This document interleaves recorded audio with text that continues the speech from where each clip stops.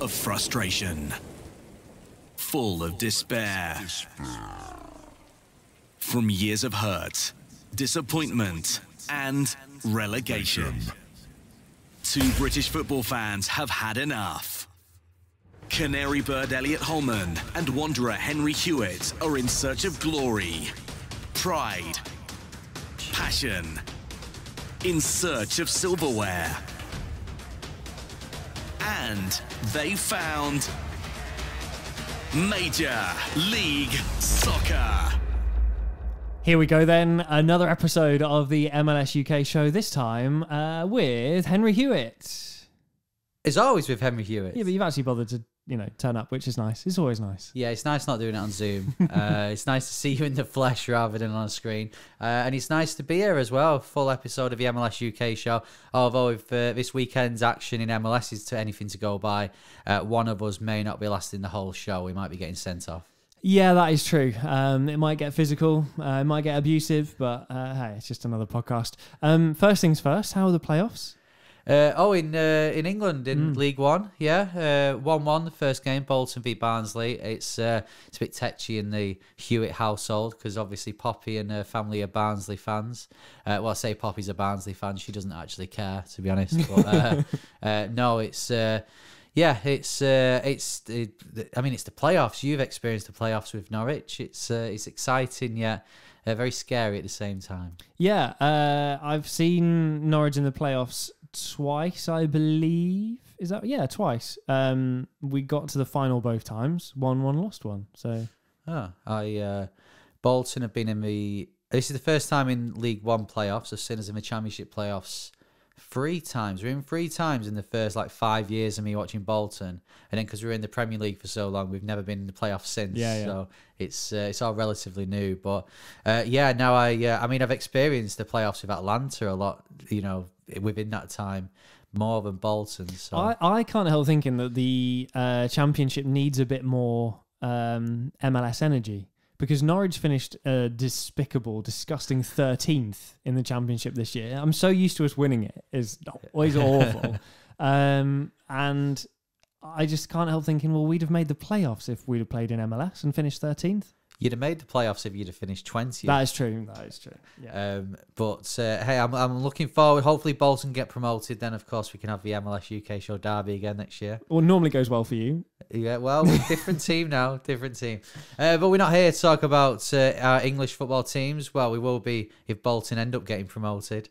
I'm sure I'll mention that a few times. But for now, it is back to MLS. A rivalry week this week in MLS.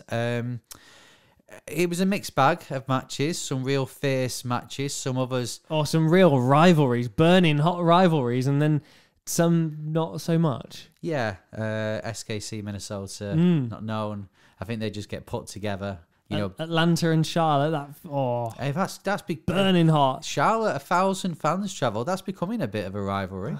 I know, but can they not just... I say that I'm like a broken record. Just decide who the rivals are and keep it that way. Like, Atlanta, Orlando, you couldn't stop MLS from going on about it. And then all of a sudden, no, I don't care. It's Columbus. Then it's Charlotte. What's going on? Yeah, and with San Diego joining, I'm sure they'll be... Atlanta's big rivals. Yeah, everyone just gets put with Atlanta. New York City are fuming. San Diego joining. But it's what we're in MLS for. It's one of the MLSisms that we've come to enjoy. Rivalry week, where there's about 4 of them in the season. But I watched. We'll come on to this later because I want to talk in depth about last night's game. But San Jose LA Galaxy. Yeah, there was not an ounce of rivalry to it.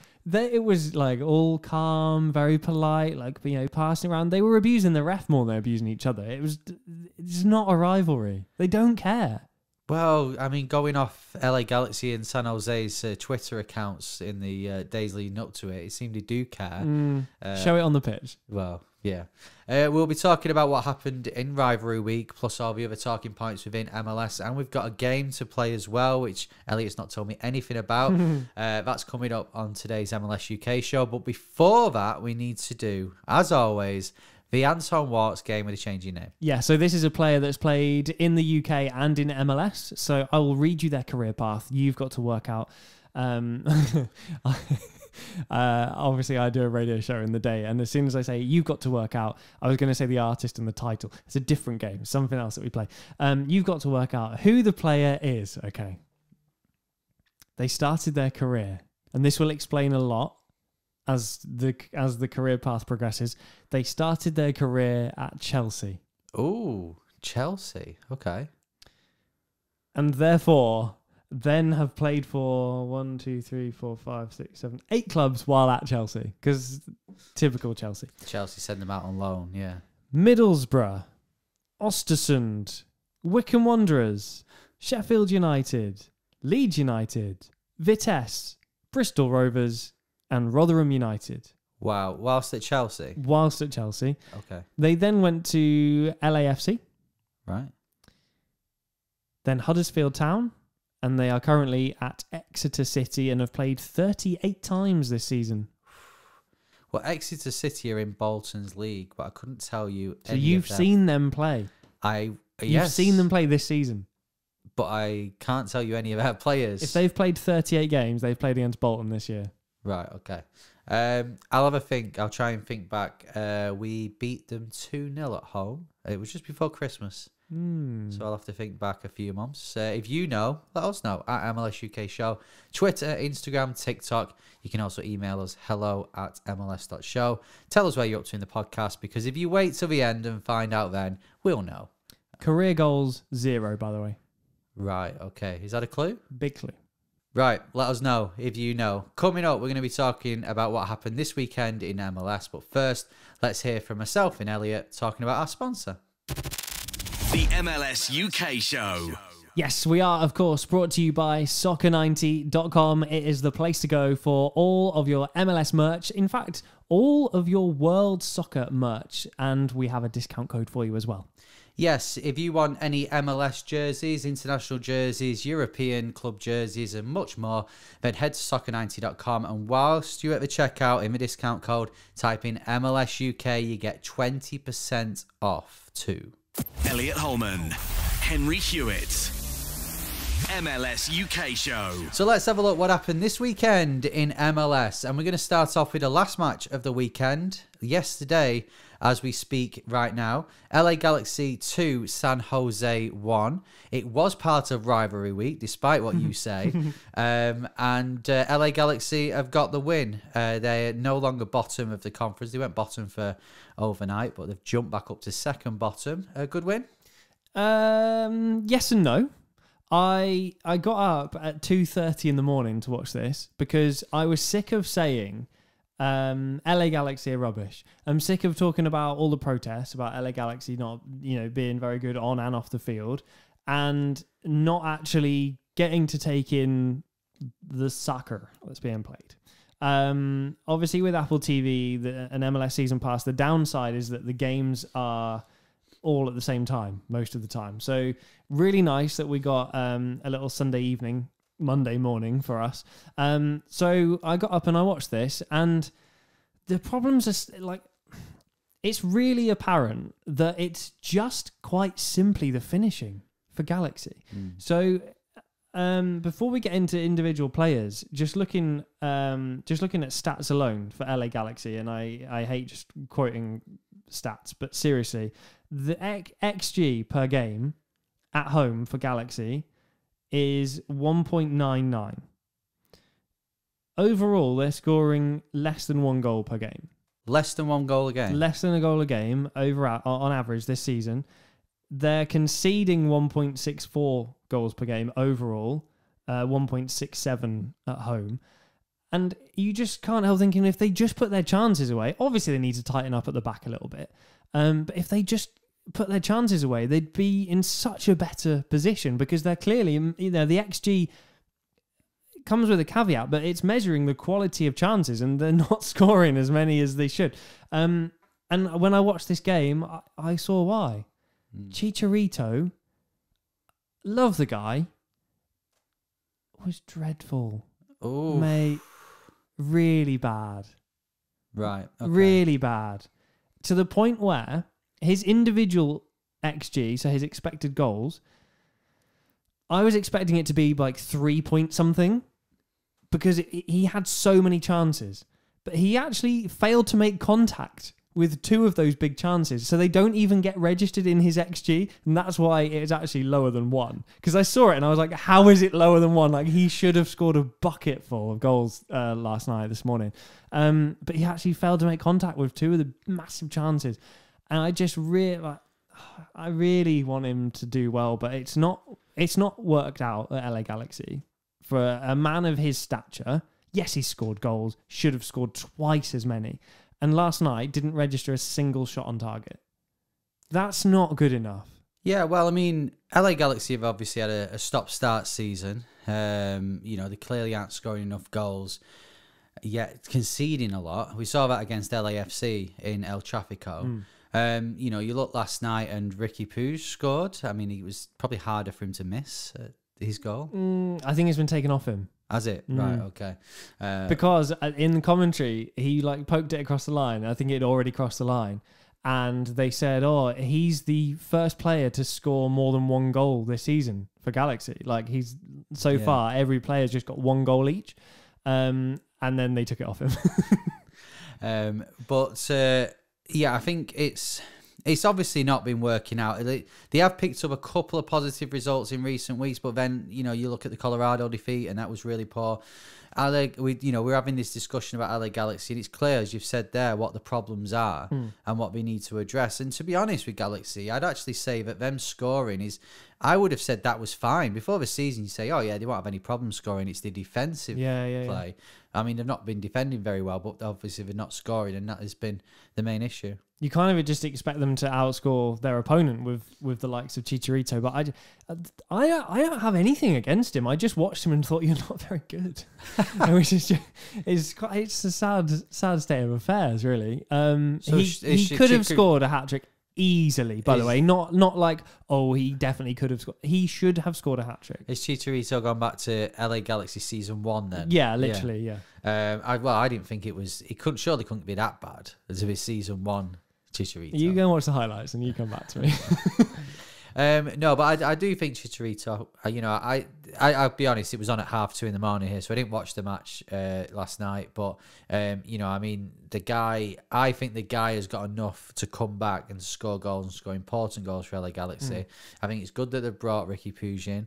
They've also got Jovic as well, who was, they can take the workload off him. They can score goals, take the pressure off him. Jovic certainly took the workload off him. He came on, replaced him, and scored straight away. Wow. Which turned out to be the winning goal. So, work to be done up top for Galaxy. The thing that really, really killed it for me, when you get up at 2:30 in the morning to watch an MLS game, with a few minutes to go, I was like, right, I'm gonna put a little bet on here. I'm gonna put an under on.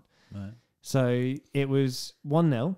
And I was like, right, I'm going to say there's going to be under 2.5 goals. So Jovic scored immediately, but it was in past 90 minutes. So I was like, we're fine. We're home and dry here. Then the San Jose goal that they pulled back, it was so offside. I was absolutely... I actually sat there really calmly that's... Even just from seeing it not in the replay, seeing it in real time, I was like, well, he's so offside. That's gonna be disallowed. VAR will review that. So I actually just sat there really calmly, smugly just checking my bet, thinking, no, it's all right, it doesn't matter. He's so offside, and they didn't even look at it. It just blew the whistle for full time.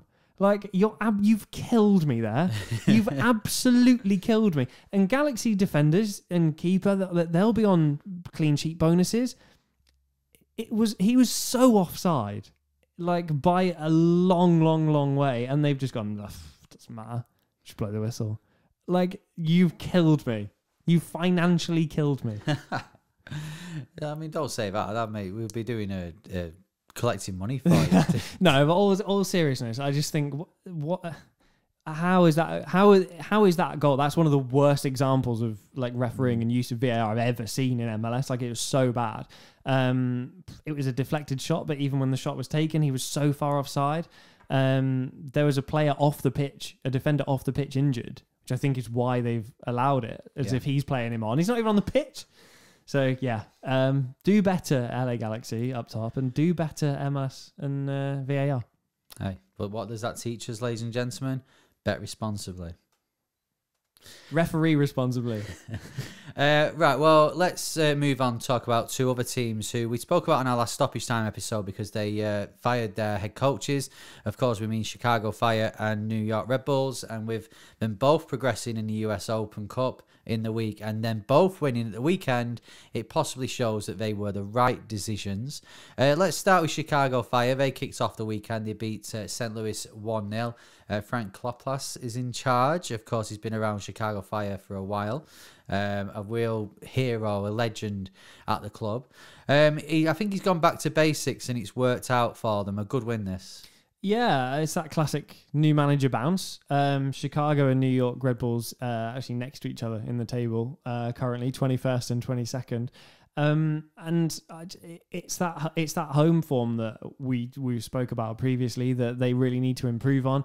Really strong start, but they have to build on that now.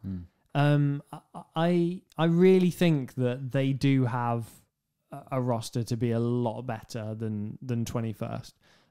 Just in attack alone, so much has been made of Shaqiri and how that hasn't really worked. No. You have to get the best out of him. And then I think you automatically make the playoffs. Chris Mueller, we've had on the show, the man's mentality is probably his strongest asset. Very good with his feet as well. So you have to get him involved in the game. They've got so much talent. So make that work. Yeah, I mean, what's funny now is that Chicago, with that win, are actually only a point off the sort of playoffs. Within the East. So it's funny how one weekend can completely change the narrative of your season. But yeah, I think this is what Chicago needed. They just needed to go back to basics, play the better players and get it into, and utilize them better. And that's what they did against St. Louis. St. Louis probably won't want to play Chicago again for a while, having been knocked out in the week to him in the US Open Cup.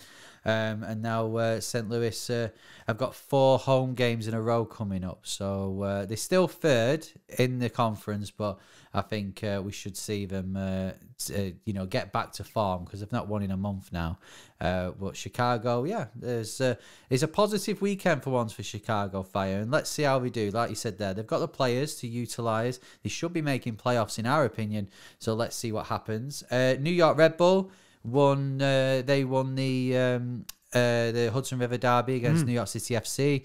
Our friend UK NYCFC, Barney, he went over to watch the game, was sticking his stickers all over Red Bull Arena. But a good win for Red Bulls this, and again, much needed for them. They were struggling, and now they've come out and probably won arguably the biggest match of the season. Yeah, ultimately, they've doubled their home wins just from that alone, which is vital. They had 3 draws and a loss, which is not awful, but when you're not picking up points away, I think your home form is super important. They too, they're in an interesting time. We've seen them dominate with Atlanta just a few seasons ago, and the roster isn't quite at that level. But we've talked about how many playoff places there are. It's certainly strong enough for them to be making the real playoffs. So I don't really have any worries about New York. They're 3 points off Charlotte and Montreal and Orlando and Columbus as well. Columbus, I keep thinking have had an incredible start, but they're level on points with some teams that have had a very mediocre opening to the season. So it's all still very tight. And I think the crucial thing here is pulling the trigger early on the coach, because we've talked before about how that doesn't tend to happen. Yeah, well, we're going to talk in just a minute about another team who could possibly benefit from firing their head coach as well, maybe. But just a quick one on Red Bulls. They're obviously, Troy Lesane has got the job. They've given him a job till the end of the season. Do you think that's a bit too soon to do that? I know he's got a win in his first 2 games, but surely there's enough time for him to go, right, you do it for now. We're going to get a new, even if it's in the summer, even if it's someone from Europe that we need to wait a few months for. I thought that these 2 sackings coincided with the end of the season in Europe. Yeah. But it doesn't seem like they've got any moves that they're prepared to make. So that did surprise me a little bit. a lot of the time when you say, till the end of the season, it's sort of like, well, we're not going to go up, we're not going to go down, we're just going to stick with it. It's very early to be doing that. It is. New York City FC, though, are in 10th. They've lost their last 4, including in the US Open Cup.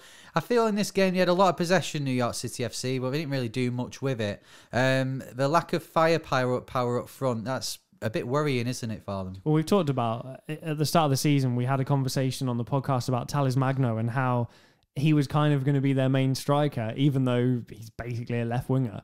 In the conversation with Chicago, it would be like playing Chris Mueller through the middle. It's not where he's going to be most effective. So, a little bit surprised they haven't, at a club of their stature, they haven't found someone to ultimately out and out replace Castellanos. Where that was the question we kept asking ourselves last season. Are they going to be able to replace him? They haven't done so far for me.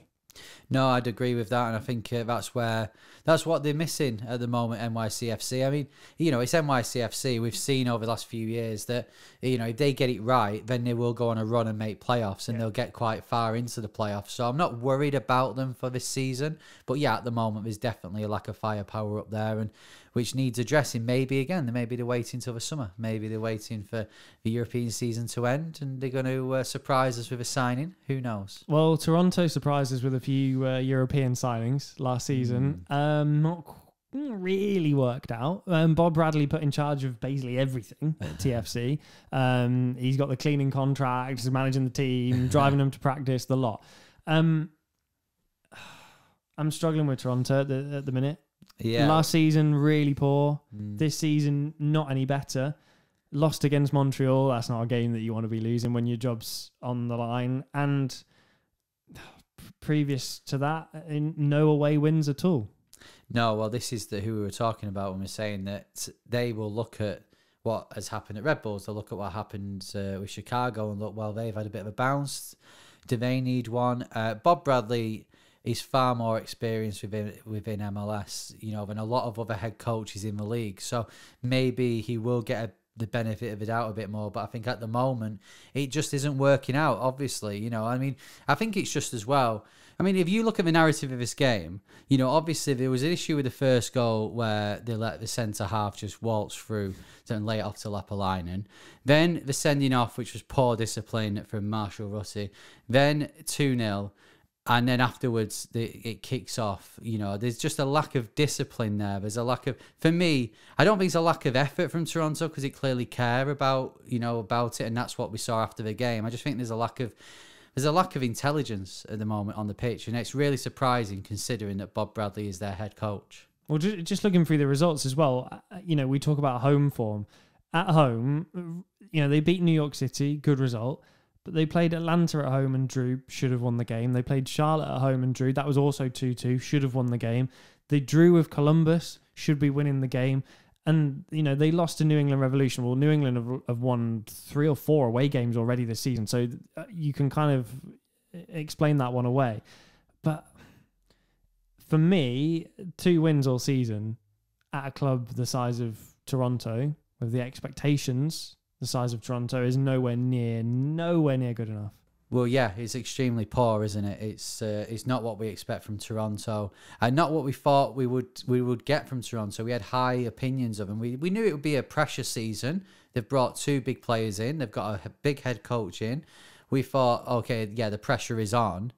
But we expected so much more than this. It's been so poor. And Toronto fans, I would love to know what you think. Do you think Bob Bradley's time is up at the club? Do they need a change? Or, because we look at Montreal, for example, who do you play against?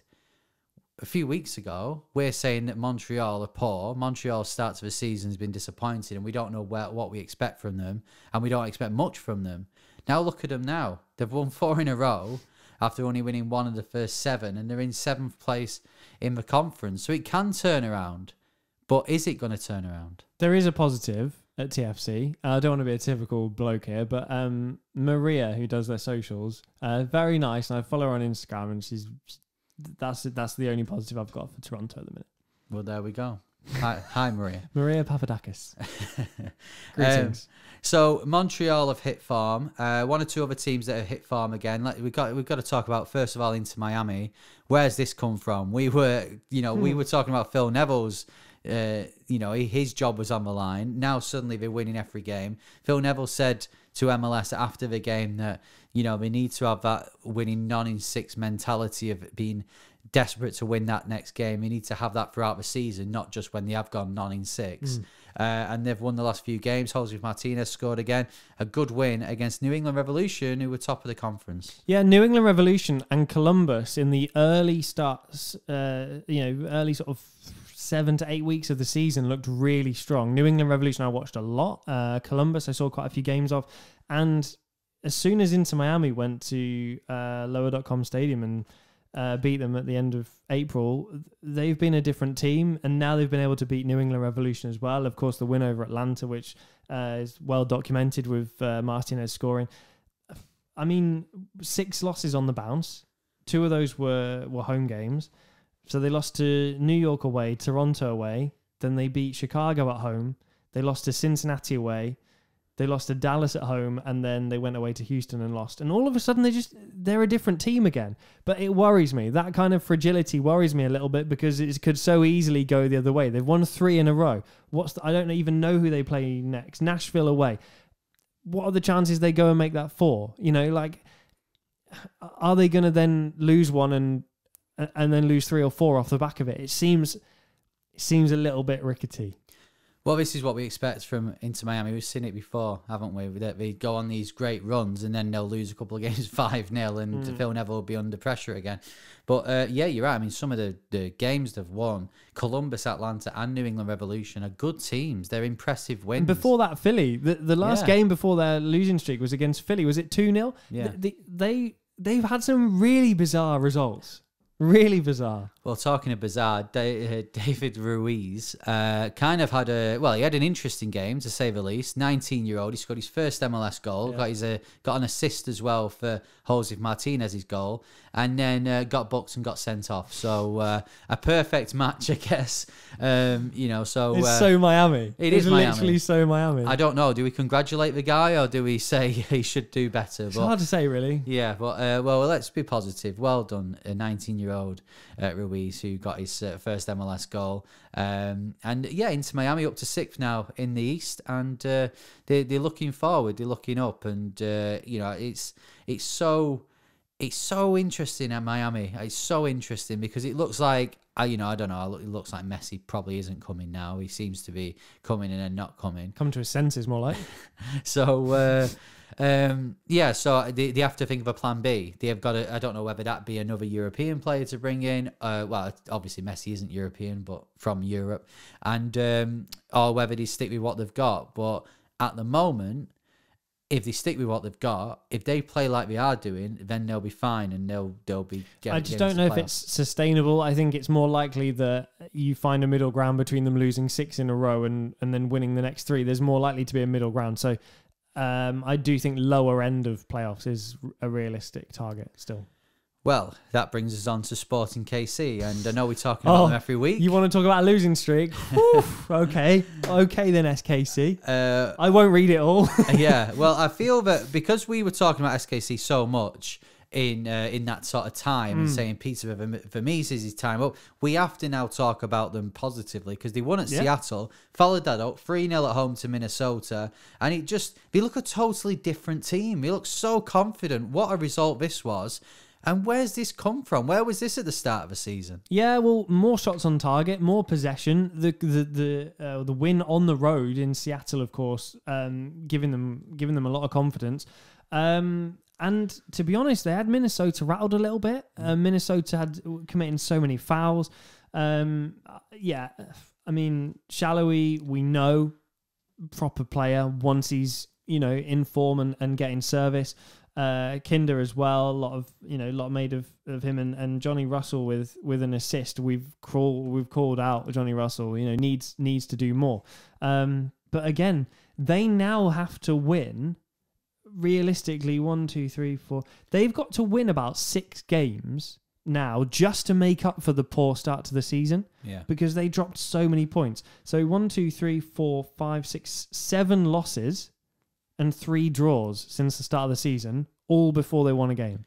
Yeah, well, it shows how tight it is at the bottom of the West. The fact that they are only 3 points behind Minnesota, who are in the last sort of... But Minnesota have been poor. They have been, yeah. But, I mean, SKC have been worse. Yeah. And even though they are still bottom, if they win, they can go, level on points with Minnesota, who are in 9th at the moment. So, yeah, this shows in MLS. And Minnesota haven't even won a home game yet. No, that's how bad they've been. But they've not won in over a month now. But this shows with MLS. It shows that this sort of cycle of teams having poor runs, being under pressure, and then suddenly picking up wins and being back up the league. It's really difficult to analyse because you've got two teams that have sacked the head coaches and now suddenly are winning. But then you've got teams like Miami and SKC who go, well, we kept our head coaches and we then eventually knew we would start winning. So maybe there's hope for Toronto just yet. I wonder as well, I mean, just to touch on Minnesota, we said they haven't won a game at home. They've had a really poor start to the season because all they've done is win away, which is weird because it's hard to do. But just looking at the games they've got coming up, they've got Houston at home. They could win that. They go away to Portland, who are a shadow of their former selves. They've got RSL, who are struggling. They've got Austin, who are struggling. They've got Toronto, who are struggling. Those next 5 games is their season. And not to be dramatic, but if they're going to do anything, they need 4 or 5 wins there. Well, we'll have to wait and see. And chances are, knowing MLS, they will probably get those 4 or 5 wins. Right, I want to... The last game we're going to talk in depth about is going to be Austin versus Dallas. Now, Austin have had a poor start to the season compared to what we did last year. And I think so far, we've not really spoke much about Austin. We've kind of keep on brushing over it, going, yeah, they're not playing as well as what they were. They're missing Driussi now. They got Redes sent off on Saturday evening. They lost the game 1-0. What is going on at Austin? Because they've won 2 all season at home. They've not won now since the 12th of March. This isn't what we expected from Austin. It's not. They're conceding more than they're scoring at home and away. I know that's a really simplistic way of looking at it, but that's where it's all going wrong. Creating chances isn't necessarily a problem. If they were to create that same amount of chances as they have, but conceded half the amount of goals, their season would be looking so different. So we're not necessarily looking at problems with, Driussi. You mentioned if they could tighten up at the back, they could offset that loss. But currently, if they're going to keep conceding at this rate and now be without Driussi, I don't know what to say, to be honest. Well, yeah, Jesus Ferreira got the good goal in the 89th minute. He almost hung on. It's his 6th for the season. First goal since scoring for the US in April, actually. Yeah, mad. But yeah, Austin are 12th now in the West, and they're another team. I mean, I don't think for 1 minute that Josh Wolf is under pressure, but they are another team they need to pick up wins sooner or later. Or they're going to find themselves at the bottom and being talked about more like SKC and LA Galaxy. So I do think Austin will turn it around. I think, I think for me, I don't know whether it's a bit of a hangover from last season. They did so well last season. Obviously, they lost out to LAFC in the conference final, but it's I think they just need to refine that energy from last year, which I'm sure they will do. Well, if SKC are to be believed, the way to turn around your season is just pop to Cascadia, beat Seattle, and turn it all around, and that's who they've got next. So easy, right? Yeah. Easy. Well, we'll see, because not even Mark Henry. Do you remember him, the big wrestler from back in the day? I do. He was banging the drum for Austin at the weekend. Didn't help them out. So they might sexual chocolate wasn't enough. It wasn't. Maybe they'll have to go for, I don't know, the big show instead. Right, let's round off the results in MLS this weekend. Atlanta 1, Charlotte 3. Who was there? Scotty Too Hotty? Yeah. Justin Meram scored 2 goals. Oh, don't. It was disgusting. He was too cool for Atlanta. Imagine, right, I can't, just let me, right, No. just please. Do you remember the time when Atlanta would put a video of them getting off the bus and it would be all the crown emojis, the kings are here. It was so arrogant, right? And It was disgusting. It was a horrible time to live through. The arrogance of Atlanta in that moment was horrible, right?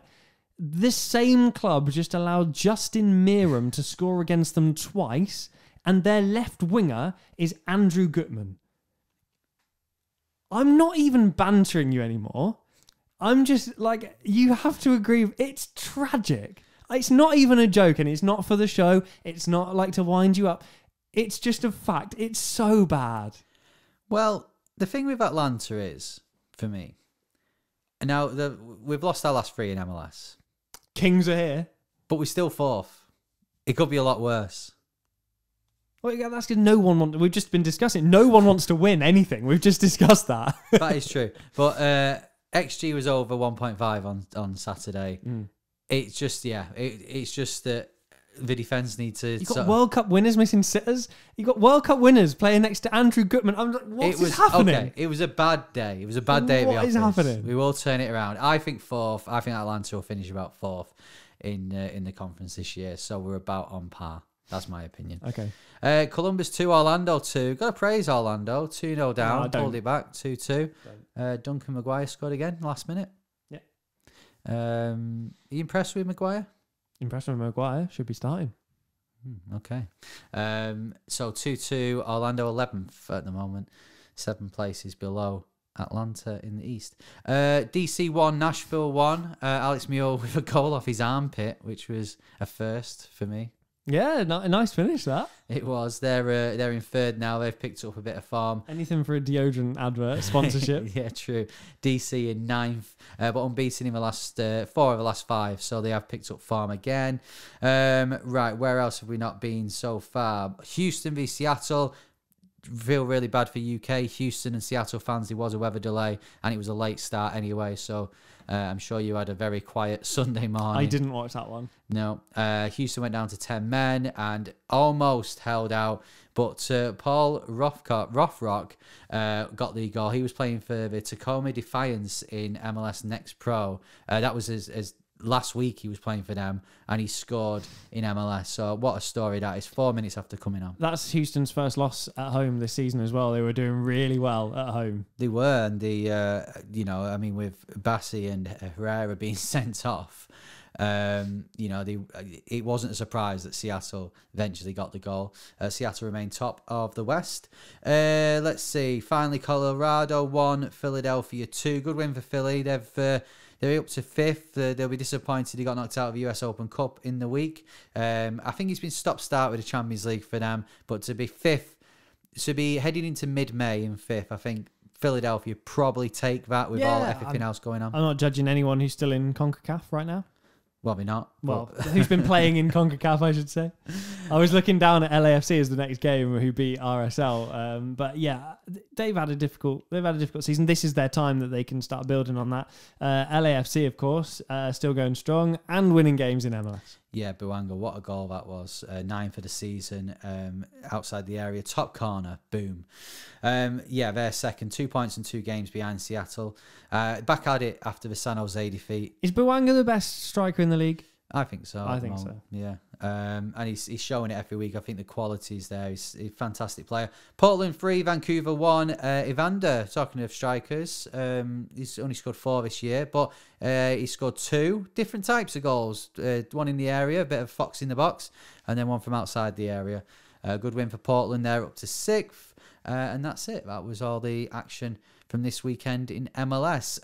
Chat to us. Tell us how your team's gone on. If you're watching on YouTube, put it in the comments. I know a lot of you do. Or if you're listening on your podcast provider, tweet us, Instagram us at MLS UK Show.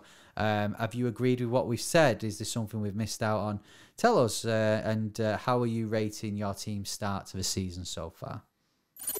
MLS UK Show with Elliot Holman and Henry Hewitt. Okay, it's time for it's all quite heavy. Let's do a little bit of fun. Let's play a game, shall we? It's time for another round of the Jason Christ is right. Yes.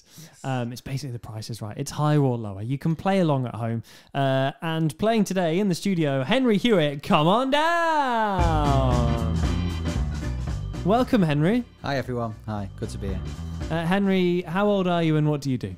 I'm 32 years old and I talk about MLS for a living with you. Some job. Okay, well, we're going to test your MLS knowledge. There's been a couple of firings in the league in the last couple of weeks. lost a few coaches. So I decided to look at MLS clubs and the amount of coaches they've had in their history. Ooh, You've got to tell me if it's higher or lower than the club before. got Okay, are you ready to play? Let's go. The first one is Orlando City. Do you want to guess how many clubs they've had? How many coaches they've had so far? 4? It is 4. We're not including the interim coaches, otherwise we'll be here all day. So higher or lower than 4? Philadelphia Union. Oh, it's got to be lower. Is that your final answer? Yeah. It is lower. 3. Yes. Jim Curtin been there for 97 years. Higher or lower than 3? RSL. Oh, higher. It is higher. 6. Higher or lower than 6? Portland Timbers. Ooh. Lower. It is lower. Only 3. How have Yeah. they only had 3 managers, the Portland Timbers? We will continue with New England Revolution. How many do you reckon? Oh, I'm not going to predict how many, but I will say higher than 3. It is higher than 3. It's 8. Yeah. Higher or lower than 8? TFC. Toronto. Lower, surely. It's higher. 9. Wow. 9 okay. coaches for TFC and maybe soon to be 10. Sorry, Bob. Higher or lower, finally, than 9 San Jose Earthquakes. Oh, this is a tough one. They've been around for quite a while. I'm going to go higher. It is higher. 12. Yes. It's good. It's good. I think you only got one wrong. It's not a bad effort. Thank you very much for playing. Henry Hewitt. We believe you that you talk about MLS for a living. You know what? We've flirted with other games, haven't we? But, you know, Jason Christ is right is the classic. Shame about the name, but ironically, he's one of the 4 at Orlando and one of the 6 at RSL. Yeah, of course. Right, there is midweek matches in MLS this week. We'll try and get this podcast out before the midweek matches. I've got to say as well, because I feel that, you know, there's a lot of you that listen to the podcast and we try and get it out on a Tuesday evening / Wednesday morning or whatever. And, you know, I know that podcasting is part of people's routine. You know, you have your podcast you listen to. So I know that recently, like last week, it came out on Thursday or Friday. Rumor has it that's because another podcast you work on was more important. Well, we did a live show to 500 people, so yeah. But we have got work that does get in the it does get in the way, and we love doing this, and we will always try and get an episode out each week. But sometimes, if it can't be out on the Tuesday, it will be out at some point before the weekend. It's just when we can get around to doing it. So thank you very much for everyone who listened and watched the episode on YouTube last week, and sticking with us. It has so far been our most listened to and watched series so far, so which is ridiculous because it's the worst we've ever done at getting together and actually doing it. So maybe we should take a hint. We're normally a lot better than this. So midweek matches, before we look at our predictions for this coming weekend, midweek matches include Atlanta versus Colorado. Come on, Atlanta, jeez. Charlotte versus Chicago, Cincinnati, Montreal, Columbus, LA Galaxy, Orlando, NYCFC, Philadelphia v DC, Toronto and New York Red Bulls. If Toronto lose that, gee. Dallas v Vancouver, Minnesota, Houston, and Nashville into Miami. There's also RSL Portland, LAFC versus SKC, and as you mentioned before, Seattle play Austin. Now the predictions week before we drew and we got really high scores of 40 all. It's not going to happen this week. It was tough. Going off the predictions we did on the last time, which was the Nigel Rio Coker episode, want to hazard a guess at who won? You. Yes, it was. I won. It ended up being 20 points to 15. You got 3 outcomes right. I got 3. Sorry, yeah, I got 3, but I also said that Nashville beat Chicago 3-0, and they did. Wow. Which is actually, that's not a 2-1. That's an impressive prediction. Yeah, nice. So I win 20 points to 15. Remember, if you get the right outcome, it's 5 points. If you get the right result, you get 10. So, looking at this weekend's matches, it all kicks off with Charlotte versus Nashville. Elliot, what's your prediction? Charlotte v Nashville. Oh, that's actually really difficult. I'm going to say 2-1 Charlotte. Yeah, Charlotte have picked up form. I think they'll continue. I think they'll win. But I'm going to go 1-0, quite a tight one. Cincinnati v Columbus is another tough one to call in the East. But I'm going to say it's a 1-0 Cincinnati victory. I'm going to go 1-1, actually. No, can I change mine? No. I think Columbus are going to score. I was going to say 2-1. Helly's real derby. Fiery occasions always. So I think with any actual rivalry, not these made-up ones that MLS do, I think I just tend to go for a draw. DC v LA Galaxy. DC win this easy for me. 2-0. Yeah, obviously LA Galaxy. A game in the week away at Columbus and then going to DC. That's tough on the travel. So yeah, I'm going to go DC will win. I think 2-0. Miami host Orlando in the Florida Derby. 3-2 Miami. You'd have to go in Miami at the moment, but then Orlando will occasionally pull out a really away good wins result. much better away than home. I'm going to give you the benefit of the doubt. I'm going to go 2-1 Orlando. Okay. Although Martinez will score. Just because he's changed teams doesn't mean he won't stop scoring against Orlando. Loves it, doesn't he? New York Red Bulls versus Montreal. That's a tough one, isn't it? 1-1. 2-1 Montreal. Philly v New England Revolution. Big battle in the East a couple of years ago, this would have been. It is now, to be fair. Philly on the comeback. I'm going to say 2-1 Philadelphia. Yeah, I mean, New England Revolution are playing really well, barring this weekend. But Philly at home, I'd always go with Philly at home. So I'm going to go 3-2 Philadelphia. Okay, Austin versus Toronto in a game neither side seems to want to win. 1-0 Austin. Scrape it. I'm going to do it. Go on. No, we don't like doing it, but I'm going to do it. 0-0. 0-0. Horrible. Chicago against Atlanta. Easy. 3-1 Chicago. 2-1 Chicago. Dallas versus Houston in the Texas Derby. Dallas win 3-1. Yeah, Dallas win for me 2-0. Colorado RSL, the Rocky Mountain Derby. Colorado to RSL 0. 2-2. St. Louis versus Kansas City. I mean, St. Louis have now not won in a month. A month. Which St. Louis will turn up and which SKC will turn up? I think St. Louis will win. That home atmosphere, home crowd will get them over the line. I think it'll be 2-0. 3-1 for me. LAFC in the California Classique against San Jose. Vengeance. And they will get it. LAFC will win 3-0. 2-0 for me. Portland v Minnesota. Ooh. Minnesota are actually better away than Portland are at home. But Portland 2-1. 3-2. Portland. Cascadia Classic, Vancouver against Seattle. Seattle win. Oh, no, Vancouver score a lot at home. Seattle 3, Vancouver 2. Right, okay. We've seen Vancouver pull the 1-0s out the bag in so many of these matches over the last few years. But I think it'll be 1-1. Okay. There we go. There are our predictions. Let us know what you think. Give us your predictions at MLS UK Show. Twitter, Instagram, TikTok, or comment on the video on YouTube and subscribe while you're there. Right, before we go, we need to round off with the reveal of the player for the Anton Walkes game with a change in name. Yeah, so this is a player that's played in the UK and in MLS. They started their career with Chelsea, which means they spent a lot of time on loan. Middlesbrough, Östersund, Wickham, Sheffield United, Leeds United, Vitesse, Bristol Rovers and Rotherham, all while at Chelsea.